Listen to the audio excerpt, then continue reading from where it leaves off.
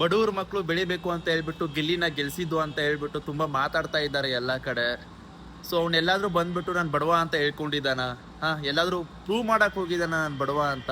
ನೀವೇ ತಿಳ್ಕೊಂಡು ನೀವೇ ಮಾತಾಡ್ತಾ ಇದ್ದೀರಾ, ನೀವೇ ಹೇಳ್ತಾ ಇದ್ದೀರಾ ಅವ್ನು ಬಡವ ಬಡವ ಬಡವ ಅಂತ. ಅವ್ನೆಲ್ಲೂ ಹೇಳ್ಕೊಂಡೇ ಇಲ್ಲ. ಅವ್ನೇನನ್ನೋದು ಅವನ ಪ್ರೀತಿಸೋರ್ಗೆ ಗೊತ್ತು. ಹಾಗೆ ಅವ್ರ ಮನೆಗೆ ಹೋಗಿ ಬಂದವ್ರಿಗೆ ಗೊತ್ತಾಗತ್ತೆ ಗಿಲ್ಲಿ ಏನು, ಗಿಲ್ಲಿ ವ್ಯಕ್ತಿತ್ವ ಏನು, ಅವ್ರದ್ದು ಯಾವ ಥರ ಇದೆ, ಏನಿದೆ ಅಂತ ಹೇಳ್ಬಿಟ್ಟು. ಸುಮ್ಮನೆ ಎಲ್ಲರೂ ಬಡವರು ಬಡವರು ಬಡವರು ಮಾತಾಡ್ಕೊಂಡು ಬಡವ ಅಂತ ಗೆಲ್ಸಿದ್ದಾರೆ, ಅದು ಇದು ಮಾತಾಡಕ್ಕೆ ಹೋಗ್ಬೇಡಿ. ಅವನು ಗೆದ್ದಿರೋದು ಅವನ ವ್ಯಕ್ತಿತ್ವದಿಂದ, ಅವನ ಟ್ರೂ ಟ್ಯಾಲೆಂಟಿಂದ ಗೆದ್ದಿರೋದು. ಅವನು ಬಡವ ಅಂತ ಎಲ್ಲೂ ಗೆದ್ದಿಲ್ಲ. ಅವನು ಟ್ರೂ ಟ್ಯಾಲೆಂಟಿಂದ ಎಷ್ಟೋ ಕರ್ನಾಟಕ ಜನತೆಗೆ ಎಷ್ಟು ಚೆನ್ನಾಗಿ ಎಂಟರ್ಟೈನ್ಮೆಂಟ್ ಕೊಟ್ಟು ನಗಿಸಿದ್ದಾನೆ. ಅವ್ನು ಬಡವ ಅಲ್ರಿ, 6 ಕೋಟಿ ಕನ್ನಡಿಗರ ಮನಗೆದ್ದ ಶ್ರೀಮಂತ. ಬಡವ ಬಡವ ಬಡವ ಅಂತ ನನಗಂತೂ ಒಂದು ಅರ್ಥನೇ ಆಗ್ತಿಲ್ಲ. ಬರೀ ಸೋಷಿಯಲ್ ಮೀಡಿಯಾ ತೆಗೆದ್ರೆ ಅದೇ ಸ್ಟಾರ್ಟ್ ಆಗ್ತಾ ಇದೆ. ಗೆದ್ದು ಬಂದವನಂತ ಖುಷಿ ಪಡಿ. ಜೈ ಗಿಲ್ಲಿ.